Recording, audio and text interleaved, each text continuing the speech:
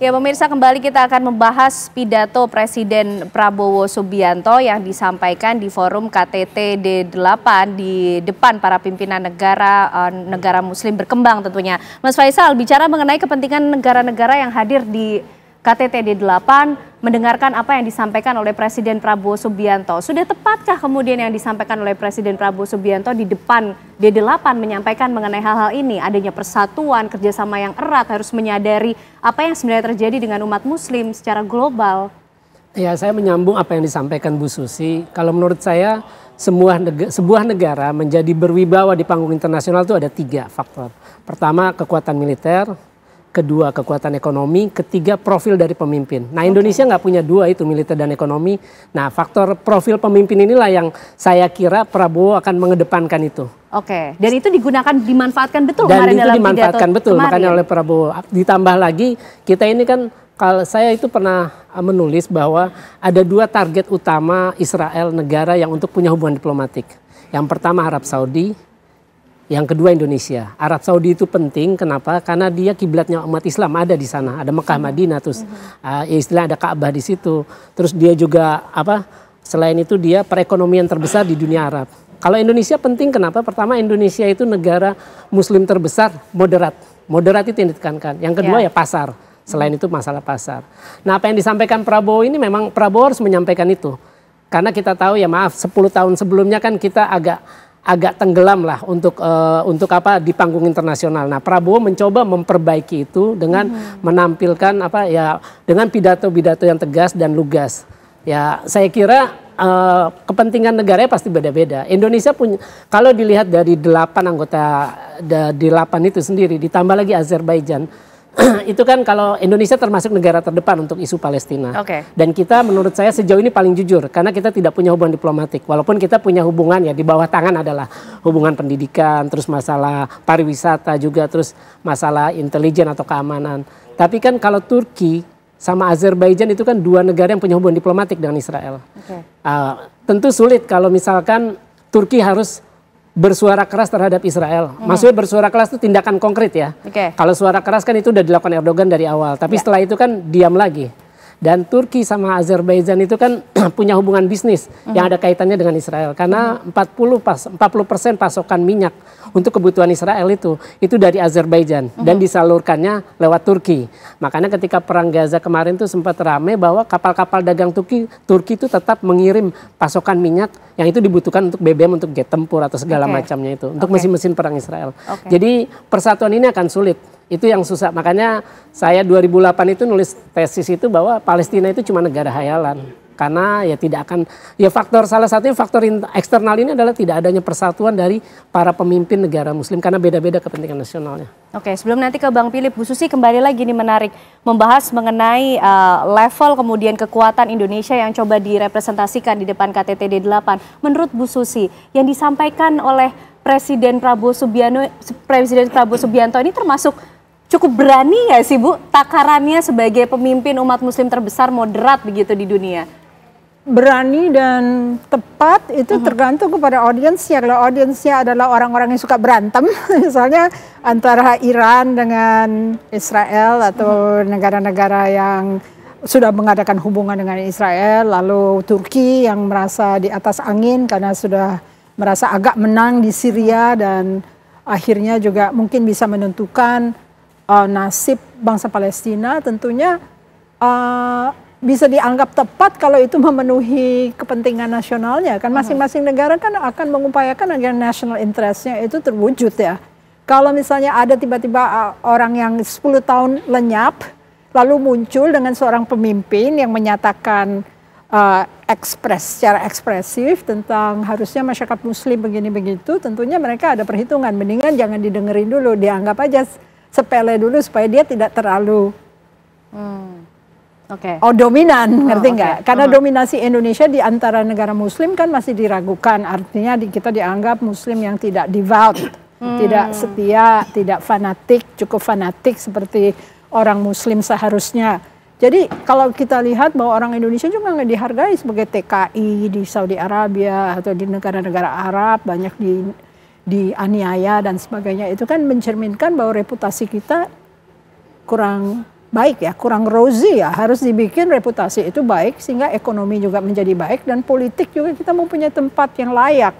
Nah, sekarang ini perjuangan tempat yang layak saja sudah disepelekan dengan orang-orang yang pemimpinnya itu walk out. Jadi secara protokoler dalam diplomasi bisa merendahkan, bisa menaikkan. Nah itu tergantung kita maunya bagaimana. Oke, nah tergantung kita maunya bagaimana Bang Philip. Maunya Presiden Prabowo Subianto dampak yang sebenarnya ingin dituju seperti apa sih ketika menyampaikan semua poin-poin penting dalam KTT D8 tersebut? Beberapa hari lalu di forum ini juga di TV One saya pernah menyampaikan. Ini bukan soal berani atau harus galak. Tetapi Indonesia harus melakukan apa yang harus dilakukan, yaitu bahwa Indonesia konsisten mendukung kemerdekaan Palestina sejak bahkan awal berdirinya Republik ini. Jadi itu satu, kita melakukan apa yang harus dilakukan. Kalau berani dan lain-lain itu akan interpretasinya macam-macam. Tetapi yang dilakukan oleh Presiden menurut saya adalah menjaga konsistensi. Karena kredibilitas negara itu salah satunya didapat dari konsistensi dalam hal misalnya Palestina. Kredibilitas dari dalam negeri kita sendiri, masyarakat kita mendukung kemerdekaan Palestina.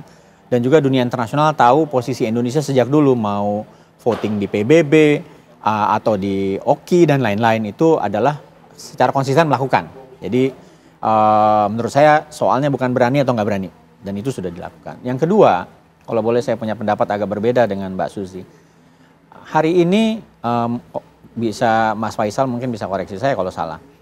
Hari ini sebetulnya lebih banyak Muslim hidup di luar Timur Tengah dibandingkan dengan Timur Tengah, ya kan? Di Indonesia, di India, di Filipina Selatan, Thailand Selatan dan lain-lain. Sehingga ada momentum suara-suara terkait dengan persoalan-persoalan yang dihadapi di Gaza. Itu perlu mendengar suara-suara juga yang mewakili Muslim yang adanya di luar Timur Tengah, ya kan? Antara lain yang tadi disampaikan Mas Faisal bahwa yang kita dorong adalah Islam moderat, Islam wasatiyah dan seterusnya. Dan maka itu dalam kunjungan di Kairo, Presiden juga pergi ke Al-Azhar dan ketemu orang-orang dengan menyuarakan suara-suara yang sifatnya moderat. Dan yang ketiga, menurut saya tadi disampaikan oleh Mas Faisal juga, Indonesia mungkin dianggap yang paling tidak punya kepentingan karena tidak ada hubungan diplomatik dengan Israel. Artinya apa? Itu konsisten juga dengan posisi Indonesia di berbagai konflik lain. Bahwa satu, Indonesia biasanya menjadi honest broker. Jadi juru damai yang jujur lah dalam arti, dan itu modalitas. Di Asia Tenggara kita dianggap honest broker dalam berbagai konflik di Asia Tenggara. Dan juga mungkin di dalam hal Gaza ini, Indonesia di antara negara-negara yang tadinya biasa berseteru ini, di G8 kan ada Iran, ada Turki, ada Mesir, ya kan? Tetapi mungkin dengan kehadiran Indonesia, mereka mendengarkan suara yang agak baru nih. Dalam arti mereka sudah biasa konflik di antara mereka sendiri, bukan tiba-tiba, ada Indonesia sebagai negara yang secara ekonomi sebetulnya kalau dalam konteks size ekonomi kita cukup baik kan Mbak Susi, kita anggota G20 kok. Jadi artinya secara ekonomi ini kita besar gitu. Nah artinya yang ingin didorong oleh Presiden Prabowo Subianto di forum D8 dari negara-negara yang hadir, negara-negara Muslim berkembang lain apa sih Bang Philip? Tadi itu satu, kerjasama di antara negara-negara Muslim, berpenduduk Muslim yang ekonominya terbesar ini, yang ada 8 negara ini. Karena itu kadang-kadang kalau kita menghadapi konflik, seolah-olah dunia kita ditentukan oleh satu konflik ini. Kan ini sebetulnya yang mau disampaikan Pak Prabowo nih. Waktu pergi ke Peru, ke Brazil, bicara soal inequality, poverty, kemiskinan, kelaparan, dan lain-lain. Padahal di tempat lain ada konflik nih, di Ukraine, di mana, di Gaza, dan lain-lain.